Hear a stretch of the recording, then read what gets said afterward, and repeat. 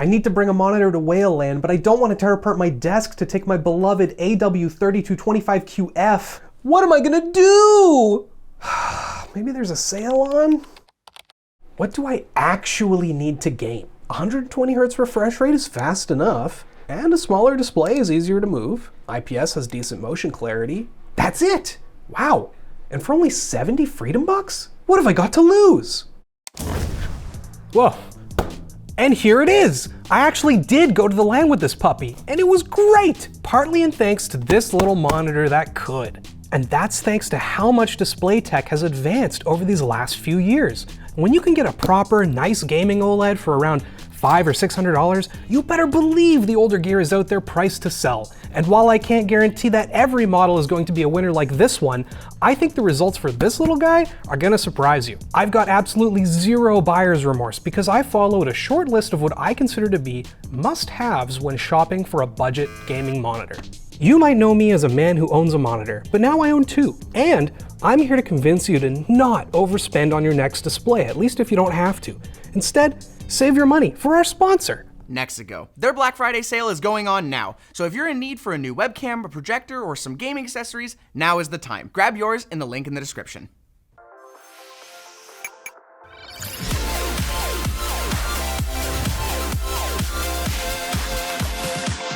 I know what you're probably thinking. Plouffe, you spoiled son of a bitch, stop with the act. But it's true, in part because of must-have number one, the refresh rate. 60 or even 75 Hertz, way too low. We want the 120 that's on this box. What? Wow, maybe it's not. Yeah, maybe it's not actually listed on the box. Whatever, it was on the spec page on the monitor section of Best Buy, and so I know it's 120 Hertz. Whether you're gaming or working, 120 Hertz feels great, thanks to massively reduced latency. And while that can be reduced further with a higher refresh rate, the returns start to diminish quickly. 120 Hertz is also great for modern consoles, and at the resolution we'll be using, they won't have to worry about poor performance. Boom, headshot. Look, 1080p is definitely a compromise, but at 24 inches, we're still getting over 90 pixels per inch. That's under the desired 100 threshold, but our price is under that threshold as well. A bigger screen would be nice, but you can always scooch it towards you or kind of scoot yourself towards it. And setup was a breeze. I've brought a 27-inch LED monitor to a LAN before, and while that was nowhere near as difficult as moving a CRT, this thing took up hardly any desk real estate. And it was still easy to see over the top when I wanted to talk to someone on the other side of the table. The last item on my checklist is panel type. I dream the dream that someday OLED will be obtainable for the sub $100 mark. But today, it's not that day. However, IPS still has solid motion clarity while maintaining decent color accuracy and viewing angles. Higher end VA panels are fine, but my experience with them on the lower end has been a smeary mess. And TN, the clearest of the trio, just doesn't pop like IPS or VA do. I wanted a jack of all trades. And this is it. Do you think anyone's gonna hate it? Let's go. What are we testing? Wait, am I talking about the monitor or the computer? The whole thing. The whole thing? Okay. It looks amazing. It looks amazing. It looks really smooth. Oh, there was a kitchen. Not kitchen, a chicken. I think everything's fine. Just I've never really played Counter-Strike, but everything feels smooth and looks fine enough. Should I be expecting lag spikes or? Well, it feels like really high frame rate, that's for sure. Oh, I just got a headshot. I've never played these games before. This is the most okay monitor I've ever seen. This is sort of comparable to the monitor that I had before I got my upgrade. You can watch that if you'd like. I own a monitor now too. Apparently that was a headshot, but that was his chest, but okay. Oh, they're bots, right? I'm not that Yeah, good. they're bots. Okay, yeah, I'm not that good. Like the colors are fine on it, but I wouldn't call it oh god, I'm terrible at Counter-Strike. Why are you getting me to play this? By my standards, I can see myself using this. Plouffe, this is a really cheap monitor, right? Yeah, the monitor's $70.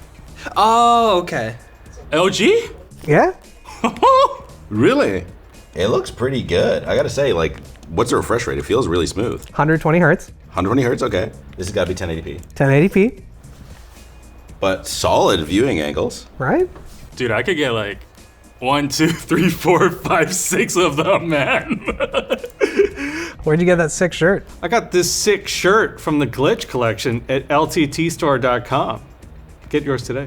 What surprised me the most was just how color accurate the monitor is in SDR. It's not perfect, but with 99% coverage of sRGB, it's able to achieve an average Delta E2000 of just 3.5. Great for professional creators?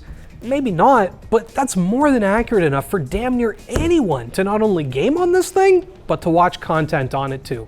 It's also got almost zero processing latency, with our measurements being just a bit above the theoretical perfect while refreshing at 120 Hz. And while the motion clarity isn't amazing, it's not awful, with gray-to-gray response time averaging just 6.6 milliseconds with a max under 13. I've seen worse on a $30,000 TV. If that's not fast enough for you, this does support black frame insertion or BFI through its 1 millisecond motion blur reduction setting, cutting our average response time nearly in half. For my use case, and I think for most people out there trying to game on a budget, there's not much more you need. It's a solid monitor for gaming in a dark room, but there are some flaws. I don't mind the lack of brightness. 350 nits is more than acceptable in a dimly lit LAN event. But put this thing near a living room window though, and you're gonna wanna invest in some curtains for that midday sun. Also, thanks to that low brightness and edge lighting instead of a set of full array local dimming zones, this thing sucks when it comes to HDR. Frankly, it shouldn't even get the HDR10 rating, let alone have it in the name on LG's website. But don't worry, because aside from our poor HDR experience, finding a model with better features, refresh rate, size, and resolution is actually pretty easy and surprisingly affordable, if you're not gunning for the latest and greatest panel tech. Let me show you. This 27-inch 1440p 180Hz Acer model looks great on paper and only costs $160 now that it's a couple years old. Next step? Quick review check. The lab doesn't have a monitor section yet, so for now we'll let ratings tell us if this is trash or not. However, I kind of stand by IPS in general and would probably only look deeper than the storefront reviews if it's a higher end purchase or a VA panel. Past the coveted 1440p 27-inch range, I personally think that increasing the resolution or size is a lot of diminishing returns real fast, unless you're talking about going ultra-wide, which is a totally valid but different bag of worms entirely. Once you're at that 1440p 27-inch target, I think it's better to spring for proper HDR, which we'll get to shortly. In terms of refresh rate, 120 Hz already felt good. 165 is nicer, but realistically, 240 Hz and above is something many of you will only notice in first-person shooters, if you can tell at all. On a strict budget, I wouldn't move past this price point, as we're already paying more than double for some nice-to-haves compared to the GOAT here. If you've got a few more coins in your piggy bank, some mini LED monitors have fallen below the $300 price point. This AOC model is going for $260 right now, and if you can afford it, OLED is incredible and has hit the $500 or $600 price point many of us have been dreaming about. This AOC model looks pretty good, or get the Dell Alienware model with similar specs for $550 if you trust them more. Personally, I think if you can wait even a few more months to save, OLED's incredible HDR performance with per pixel dimming zones, giving us counts in the millions, is worth the wait. Yeah, it's twice the price, but we're getting more zones than our AOC model over here to help with bloom. And near perfect motion pixel response times to keep your screen clear and up to speed in Battlefield 6 or whatever other modern shooter you're playing. But maybe you're like me, a gamer with no kids and 3 money, buying some of the best displays on the market. Now, for hundreds instead of thousands. Well, okay, if you want an oddity like the Samsung Arc, you'll be spending more than hundreds, but you get the point. You've got options, people, many of which we'll have linked in the video description below. Tandem OLED is here driving down prices, QD OLED still looks incredible, and who knows what will come out next. Until then, I'm gonna keep bringing the little LG that could to Whale LAN, and I'm not going to spend a single second of my time thinking, wow, I wish the monitor looked better, because honestly, it looks almost as good as our sponsor. Nexigo. If you're looking to save some money on upgrades for your entertainment center, it's time to check out Nexigo's Black Friday sale. Snag yourself a new projector like the Aurora Pro Mark II, which comes with a free 100-inch screen. Maybe you want a more discreet option like the Nova Mini that comes with a free gimbal stand. Pack it into your bag and you've got a projector on the go. Their NS32 wireless controller is perfect for your Switch. It's only $29.99 and it comes in a variety of patterns and colors. Or grab mom and dad a dash cam for their holiday season. Check out their deals before they're gone. See what I did there? Use our link in the description to see all of the great deals Nexigo has for their Black Friday sale. Thanks for watching. If you liked this video, maybe watch the one where we fixed my old budget monitor. It worked great for a little while, then I took it to a LAN, and I guess it just jostled around a bit too much in my car on the way there and it broke.